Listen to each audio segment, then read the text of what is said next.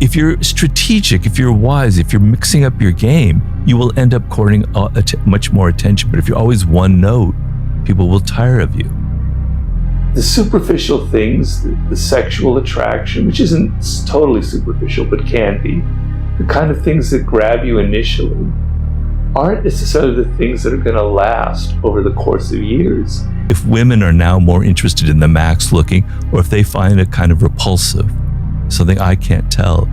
But back in the day, a woman would find that very repulsive, right? That a man was so obsessed with his looks. So what are the qualities that you want to find in somebody that could be like a lifelong partner for you, or somebody that you could have a relationship for more than a few months, perhaps several years, maybe for the rest of your life? That this was traditionally something that would, for women, right? Mm-hmm. Obsession over their looks. Right. Sure. And plastic surgery, and what can I do, and how can I get bigger breasts, and what can blah, blah, blah. And it was never something that men were ever supposed to dabble in. That reeked of femininity, mm-hmm. of you're not masculine, you're not a man. But now it's considered more manly, that this is kind of being ultra masculine.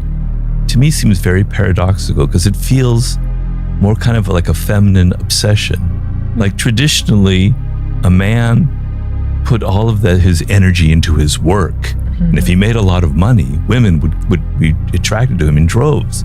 Women weren't necessarily obsessed with a man's looks, mm-hmm. right?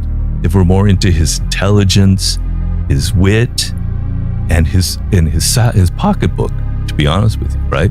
So the strategy for a man was to maximize those things, to have a good personality and to make a lot of money.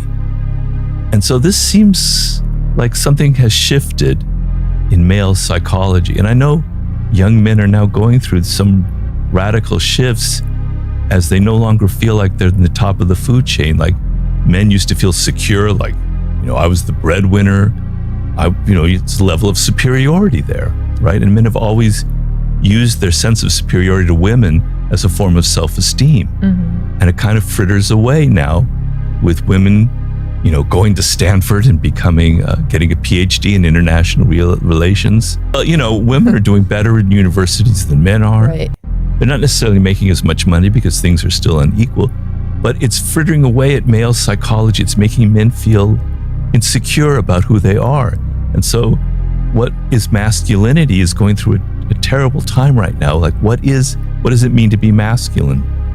Is it the kind of Andrew Tate toxic form of masculinity? What is it?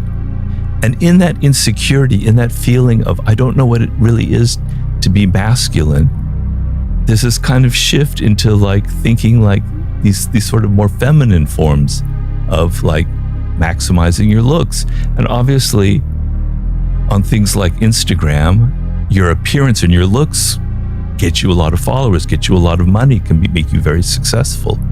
So I can see where the logic comes from, and I can see how it kind of evolved that way. One of the other laws, I think it's 26, is recreate yourself. Mm-hmm. By changing up your image. And I'm not saying wildly, you don't become something completely different, but by changing up your image, you actually will court more attention, right? Having constant this one note of being a certain type of person and being very good at it, people will tire of you, right? So the icon of courting attention of all costs is P.T. Barnum, right? You know about the story about P.T. Barnum, right? I'm not familiar.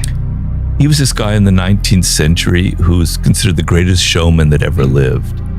And he had a museum in New York of all these oddities, like really weird, like a half man, half woman, kind of like a freak show in a circus. But he had also these taxidermied animals that were actually he created, but they were like monsters. Just freaks and oddities in this museum, and people loved it and they would go and see it. He was the one that coined the phrase "no publicity is bad publicity." Right. But he was always changing his game because he knew how quickly people got bored. He would do most extreme things, but always different and variety to get attention, right? He had this one thing, which I thought, it's a story I use in the book, where he had the museum in New York, and he would hire the worst group of of musicians he could find to set on the street and play their music. And it'd be so bad, people would rush into his museum just to escape it. So there are certain essential values that you have that mark you as an individual, whether it's your love of animals, whether it's your love of outer space and UFOs, or I don't care what it is, things that excite you. If the other person doesn't share that at all, it's going to be really hard to maintain an interest in them over a long period of time. To have a similar taste in animals, I know that sounds really, really weird, but I know personally, as a cat person or a person who loves animals, I could never be in a relationship with someone who doesn't love animals. I don't care if it's cats, dogs, cockroaches, rats, whatever. They have to love animals, right? So, and if someone is just bursting with all kinds of insecurities, you're going to be spending your life trying to assuage their insecurities. So you want to look under the hood. You want to see the underlying strength of that person's character. When we first fall for someone, it can often be a bit deceptive. We're charmed by their personality, by their looks, by their appearance, by how they, certain things that are in essence a little bit superficial. And when you first meet somebody, they're not laying all their cards on the table. They're trying very hard to impress you, to please you.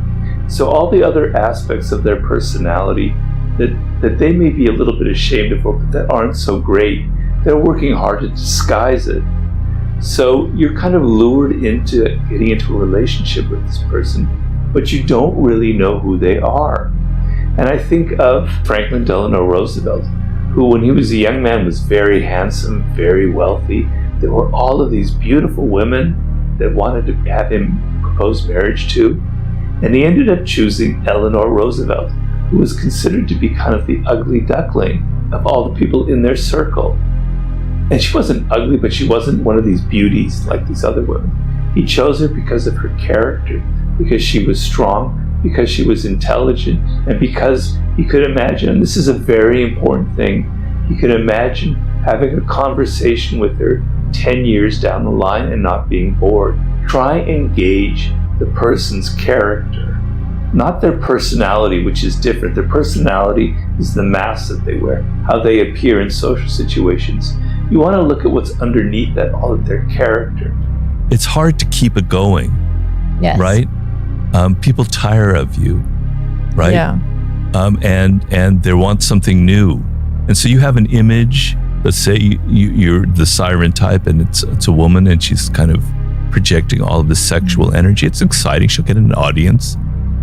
She's getting a little bit older, somebody younger, the different look comes about. Suddenly, like a magnet, everyone goes to this other person.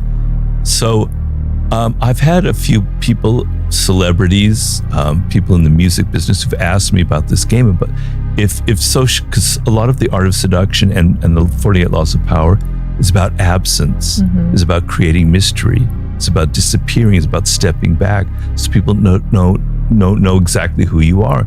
And they will ask me, well, Robert, I have like 20 million followers on Instagram, and I can't step back. If I step back, people will forget me. But at the same time, they're losing interest in me. What do I do?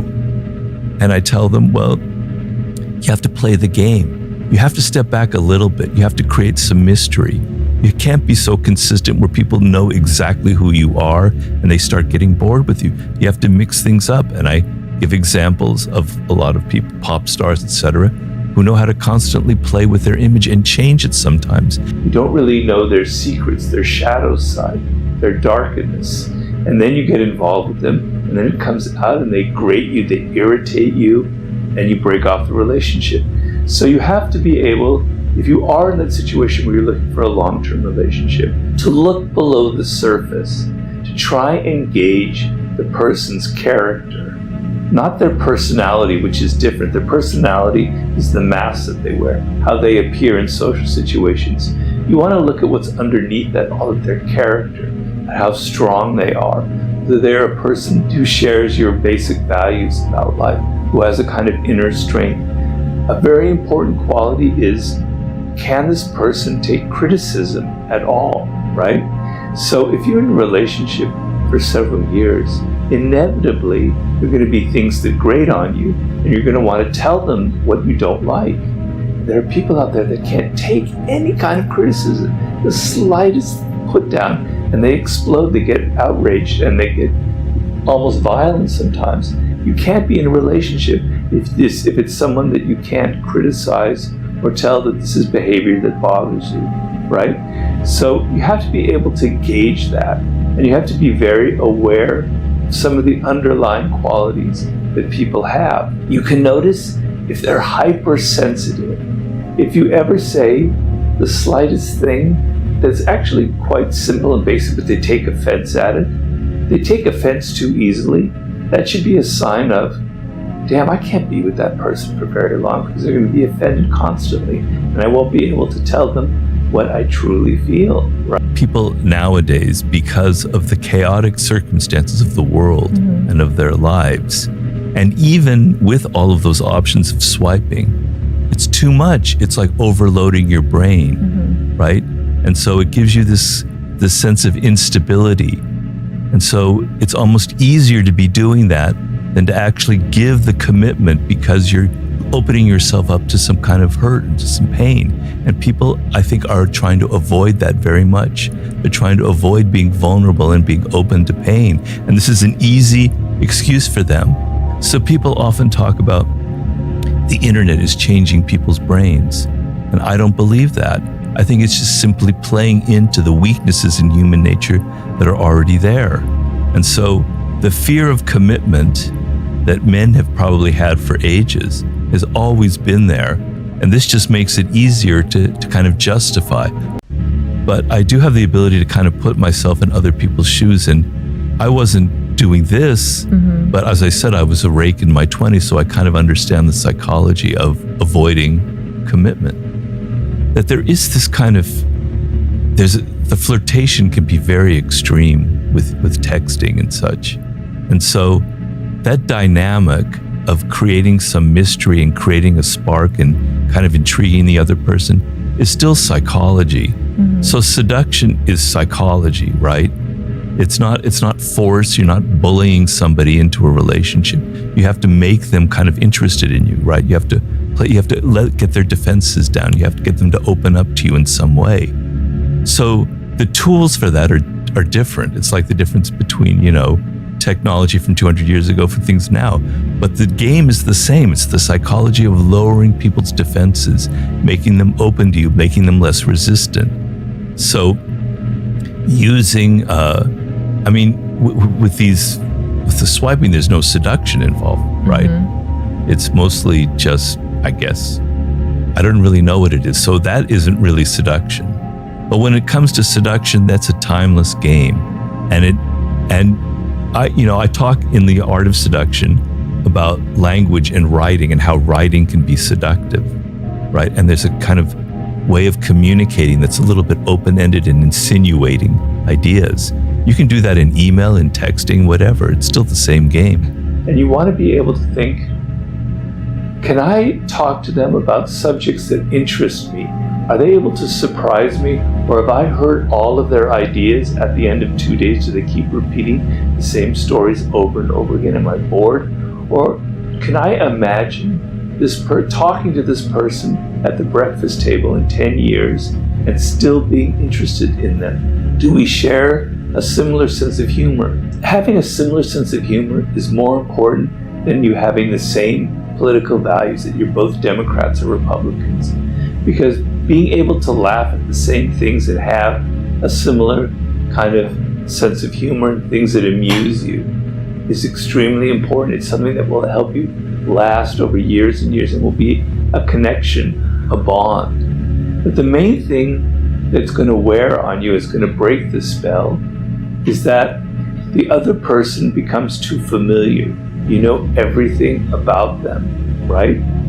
At the end of a year, there are no more surprises left. They're too familiar. Your mind starts to wander. Maybe there's somebody out there who's more interesting. So think of somebody who has a little element of mystery to them. You don't completely know who they are. And what you suspect that they might be hiding is very interesting. They have depths that you hadn't imagined, right?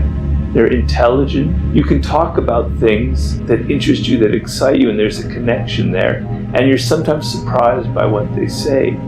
So the main thing is not so much the physical stuff, which is important, and if it's completely goes away after a couple of years, then it's going to hurt the relationship. I don't mean to deny that. But the ability to be surprised by someone, to continue to have conversations with them, to be able to share similar stories and senses of humor,